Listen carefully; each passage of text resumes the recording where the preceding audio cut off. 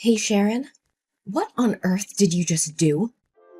Is that how your mother raised you? To be such an uneducated and unruly child? How dare you throw away the entire dinner while your husband's family was eating? And then you had the audacity to storm out and slam the door, ignoring my calls. Oh really? So what's the big deal? I went to the market alone, cooked, and prepared that entire dinner. Do you and your daughter not have any helping hands? If I don't like it, I just throw it away. And if you're not satisfied, then next time go ahead and cook for yourself. You ill-mannered daughter-in-law! How dare you act that way? Don't you have any respect for your mother-in-law and your sister-in-law? Just wait until your husband comes home from work. I will tell him to teach you some manners. And I'll make you pick up the food you threw in the trash and apologize to me. If you want others to respect you, you should show respect to them first. I worked so hard to cook dinner for you, but how did you treat me? I simply went upstairs to the bathroom for a moment to get rid of the food smell. And by the time I came back, you and Freya had already devoured almost everything. When I sat on the table, every time I touched something, you would quickly snatch it up and pile it onto your and Freya's plates. Is that how you show respect? I didn't want to see the food I worked so hard to cook being eaten by disrespectful people. So what's wrong with throwing it away? Hey, why should I respect you? You're just a lowly daughter-in-law. I have never encountered anyone as rude and insolent as you. It's your responsibility to cook for your husband's family. Something you ought to do. Since when do I have to feel grateful to you for that? You better come back here and prepare another meal for me right now. Don't even think about it. I won't tolerate this any longer. Ever since you and your daughter moved into my house, you have disrupted the peaceful life that my husband and I had. Today, if you want, we can settle everything, and then you can move out of my house. Why are you talking like that? You make it sound as if the entire family is ganging up on you. Besides, this is my son's house. It's not you who works hard to pay the mortgage, so you have no right to kick me out of this house. Oh, is that so? It seems like your son doesn't trust you enough to share everything with you. Well, we have a lot to discuss then, starting with your precious daughter. What's wrong with my daughter? Ever since your daughter moved here, various items from my room have gradually gone missing. Clothes, jewelry, cosmetics, they've all disappeared. No matter how many times I caught Freya rummaging through my things, she never listened to me. I made it clear that they were for my personal use, and if she wanted to borrow something, she should at least ask for permission. But even when she did use them, she never bothered to put them back in the proper place. Clothes were never washed and returned to me. Cosmetics were left open and spilled, and jewelry was rarely seen again. Oh, don't blame my daughter. It must be because you didn't take care of your things properly, so they got damaged. It's unreasonable to blame her. Besides, this house was purchased by my son, which means everything in this house belongs to him. Why should my daughter ask for your permission to do anything? Now I understand how Freya became so entitled and arrogant. It seems like you've taught her well. What do you mean by that? Are you criticizing me for not being able to raise a girl properly? Let me tell you, my daughter is a good, gentle, and beautiful girl, and my son is intelligent and talented. Both of my children are exceptional, unlike you. You're just selfish. And let me tell you, your belongings aren't even worth my daughter's attention. What has Freya used to ruin your precious cosmetics and bring down her level? Exactly. They're just worthless junk to you, right? In that case, you should be willing to compensate me for those items on Freya's behalf, shouldn't you? The broken cosmetics alone were worth $1,000. And the jewelry and clothes she took from me, which were left dirty and torn, amounted to $4,000. So in total, it comes to $5,000. Huh, is that all? It's just a few measly coins. Yet you're making such a fuss about it. Just wait until my son comes home. I'll make sure he pays for everything. Mom, don't be so hasty. I haven't finished yet. You're aware that I've been losing money at home lately, right? I've been observing for a few days now, and the culprit happens to be your beloved daughter. What? What are you talking about? My daughter would never steal from anyone, so stop making up stories about her. I can't believe you would stoop so low as to tarnish my daughter's honor and dignity. Mom, don't deny it so quickly. Of course, when I make such accusations, I have concrete evidence to back them up. I've placed a hidden camera in my bedroom and captured clear footage of your daughter rummaging through my purse, happily counting the money. But it seems she forgot to return my wallet or something, as she took it and left the room. So now I kindly remind you to return that money to me, or I'll have no choice but to submit the video to the police and let them handle it. What? How dare you put a camera on my daughter? Besides, you and Freya are sisters-in-law. It's just that when she's in dire need of money, she borrows some from you. Why do you have to exaggerate it? All right, let's consider it as Freya borrowing money from me. So is it time for her to repay now? Over the past 2 weeks, Freya sneaked into my room and took money a total of 7 times. The amount she took adds up to $9,000. Along with the compensation for my belongings, Freya owes me a total of $14,000. Just $14,000? So you're treating your sister-in-law like a criminal? I deeply regret marrying you and having you as the daughter-in-law of this house. You're so uneducated and disrespectful. So you think your daughter is educated when she steals from others? How dare you raise your voice at me like that? Mom, please calm down. Save your breath because the best part is yet to come. Now, it's your turn. What about me? What did you do? Do you remember a week ago when I bought some tonics and supplements for my mother to take to the hospital? But when I went back to the kitchen to prepare chicken soup for her, I found that those potions had expired. So what? I told you it wasn't me. Are you blaming me again? I don't know anything about drugs. Maybe the pharmacist tricked you. And now you're accusing me of swapping your drugs? How could that be when the pharmacist is my best friend? She's a pharmacist with many years of experience, so she wouldn't deceive me. Besides, I actually knew it was you from that day, but I decided to give you another chance. But it seems you considered me an ignorant fool, and that's why you acted that way, right? I told you, I don't know anything. Oh, really? But the camera in the living room tells a different story. You probably didn't know that I also installed cameras in the living room and kitchen, did you? I saw you swapping those potions with something else. Well, go ahead and do that. So what? You always only care about taking care of and buying things for your biological mother, using the hard-earned money of my son. Yet you never ask or buy anything for your mother-in-law and sister-in-law, who are right next to you every day. Making a big fuss over a few potions? That's disgusting.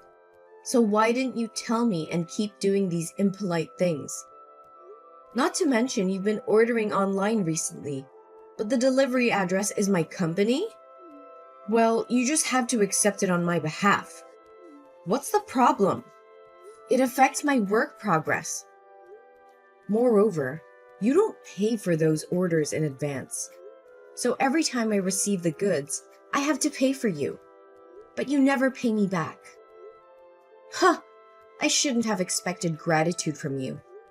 There's never anything left to be repaid. But things are different now. The total amount I've paid for your online orders is $7,000. Along with the swapped out tonic, it adds up to $58,200. Don't deny it.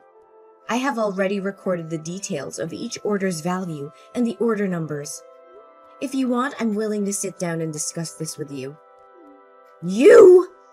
How dare you demand repayment from your mother-in-law like that? I haven't finished yet. A few months ago, you borrowed $50,000 from me for some other investment. Now, it's time to repay that. However, since you are still my mother-in-law, I won't charge you any interest. So the total amount you owe me is $58,200. I accept cash or bank transfer. What kind of daughter-in-law dares to claim debts from her mother-in-law and sister-in-law like this? What's wrong with that? If you borrow money, you have to pay it back. It's the natural law of life. I'm not a fool or a servant who spends all day earning money for you to squander it like that. I will tell my son about this. You won't get away with it. I'll call him right now. I'll make sure he divorces you and kicks you out of this house. Ooh, I'm so scared. Who are you trying to intimidate? Go ahead. Call your beloved son, so I don't have to waste time listening to his pleas. I've already prepared the divorce papers. As soon as your son signs them, we'll never have to see each other again. What have you done to my son that he doesn't dare to divorce you like that? Did he really say I have to give in to you a little? Don't think that just because my son loves you, you can treat me however you want. My son is handsome, intelligent, and talented. I can find him a much more obedient and gentle wife than you. A wife like you is unacceptable. Can't he get a divorce? Fine. I'll file for divorce myself. Huh. Does he love me? Are you joking? He claims to love me but lets my mother and sister bully his wife without standing up for her. He's nothing but a coward. Looks like he hasn't told you the truth yet, has he? Well, let me enlighten you. The truth? What are you talking about? Your precious son, the one you're always proud of, has been leeching off his wife since 4 months ago. What are you saying? Who's leeching off whom? Nonsense! He's been unemployed for the past 5 months. Whenever he applies for a job at the office, he gets fired within a week due to his incompetence, causing harm to the company. As a delivery man, he complains about being tired, ashamed, and shy. So, for the past few months, he pretends to go to work to avoid suspicion. But in reality, he doesn't bring home any money. He has even become addicted to gambling, spending all his time at the casino. What? Are you serious? No, you must be joking. Business trips. Huh! He's been gambling at the casino and lost all his money, so they won't let him back. He called me for help, but what you did today was the last straw. I won't help him anymore. If you truly love your son, you should find a way to save him from that situation. What about the house? I've been solely responsible for paying the mortgage installments, and my parents have also helped. Your son has never contributed a dime to this house. No, I can't believe this. Just because you can make money doesn't mean you can look down on your in-laws. I've had enough of your lies and disrespect. From this moment on, you and your son are no longer welcome in this house. Pack your belongings and leave immediately. How can you do this? This is our family home. You can't just kick us out like this. We have rights. Rights? Let me tell you of something.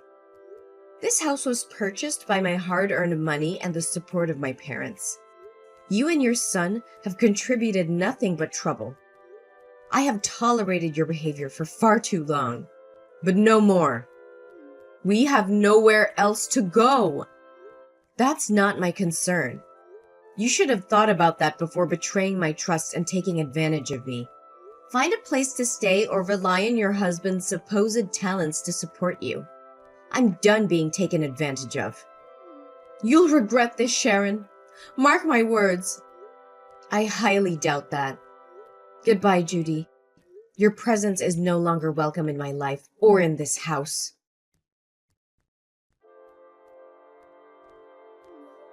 Oh, poor Sharon. Had a little fall down the stairs, did we? Maybe you'll finally understand what it feels like to suffer. And guess what? You won't be getting any sympathy from me. In fact, I hope you suffer even more. How dare you even speak to me after what you've done? You caused this.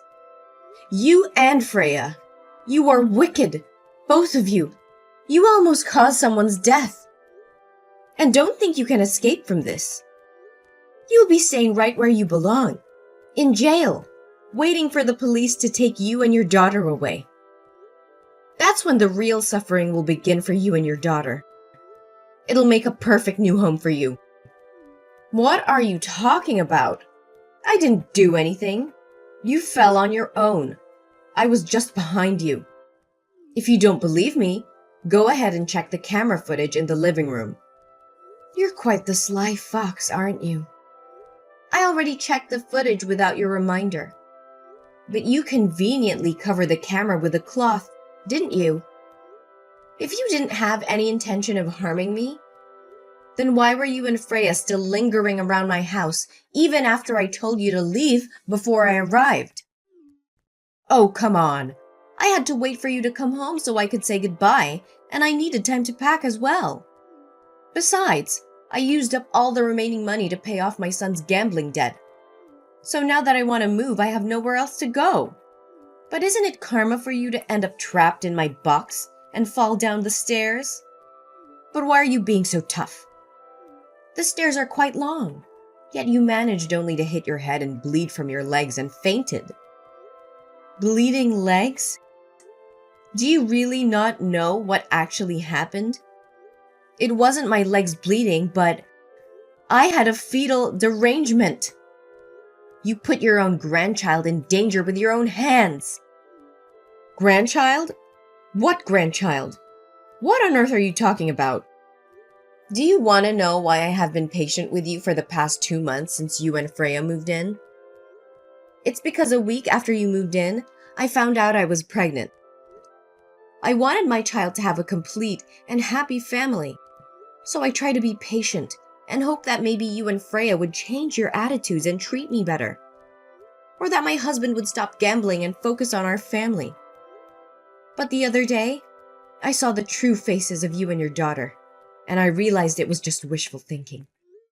How can my child grow up in such an environment, seeing his mother being treated like a servant to a gambling father and a toxic paternal family? 2 months? So why didn't you say anything to us? Oh my gosh, this is just a dream, isn't it? Are you just saying that to make me feel guilty? Say so! Why should I lie to you? I will never make fun of other people's children like you. You can go up to my bedroom and look in the nightstand and you'll find my ultrasound papers there. I want to talk to you so many times, but every time I say that I have something important to say, you laugh and insult me. You say I have no voice in this house. My husband is not seen at home and is always attached to the casino. If he comes back, it's just to get money and then leave. So who can I talk to? Hold on a second. This ultrasound. This is the truth? No way. So how's the baby? It's all your fault. If you had told me you were pregnant, I wouldn't have. How's the baby? Is it okay? Is it too late to worry now? It's all your fault. Admit it. Don't make excuses anymore. It was you who pushed me down the stairs. Don't think I don't have any proof. I have recorded everything. Recording? Record what? I don't care. How is my poor grandson? Oh no. What if it's a boy? If my son finds out, he will kill me. Tell me, how's the baby in your belly? Is it still healthy? When I got home and still saw you and Freya there, I had a bad feeling. So I called my mom and told her to turn on call recording. And if I had anything to do, go get my phone and leave it hidden in the potted plant in the living room. And it's already recording the whole conversation. You conspired with Freya about harming me to take over this house. Because if I die, the house will belong to your son, right? That's right. That's what I do. Is that an answer that pleases you? Now, don't be so verbose, but tell me about my grandson's condition. Well, there is no more grandson. What? Oh my God! No way! I killed my own grandson? How could that be possible? That's right. You killed your own grandson yourself. From now on, the baby will be only mine. Only me. No longer related to your family. What do you mean? That means the baby is still in your belly, right? Yes, the baby is still in my belly. But don't think for a second that you have any claim to this child. You've proven yourself to be a danger, not just to me, but to your own flesh and blood. I didn't mean for any of this to happen. I never wanted to harm my own grandchild. It was just a terrible accident. No, that's just a prank. A prank? Is that what you think this is? You call the potential loss of an innocent life a prank? You're delusional, Judy. This is far beyond a mere prank. Your actions were calculated, malicious, and showed complete disregard for the life growing inside me. Sharon, please believe me. I never intended for any harm to come to the baby. Save those words for the court. I have already reported you to the police for intentional harm and endangerment. Your admission just now is solid evidence against you. I won't allow you to continue hurting me or my child. What? That's impossible. You can't accuse your own mother-in-law like this. I said it was just a harmless joke. Is there something you don't understand? If I go to jail, what will happen to my 2 children? Don't worry. You won't be going to jail alone. I have also provided the police with evidence of Freya entering my room, stealing money, and vandalizing my belongings. Both of you will have each other's company. No, this can't be happening. Why are you doing this to your sister-in-law? Didn't you promise to let it go? I never promised to forgive her. I merely said that if you could repay the money she owes me, I would pretend nothing happened. But where is my payment? So I made the right decision. Just wait. I'll talk to your husband, and he won't let you sue me. I am his mother. He has to support me. Oh, please stop with your wild dreams. Your son can't even help himself. He lost all his money again, and now he's being held by the casino until someone comes to bail him out. But what will happen now? Both you and Freya might end up in jail. As for me, I'll be in the hospital. Oh wait, I've already filed for divorce. What more ties do I have with this family? It'll probably be a while before he gets out, right? I'm curious to see what they'll do to him if no one comes to his rescue. You can't do this! We're family! How could you turn against us like this? Family? Is that what you call this toxic dynamic? I won't let my child grow up in an environment where manipulation and deceit reign. Your actions have shown your true colors, and I will protect my child at all costs. You're making a grave mistake, Sharon. You'll regret this. Regret? I've already endured enough regrets by marrying into this family. But no more. I'm breaking free from this toxic cycle, and I won't look back.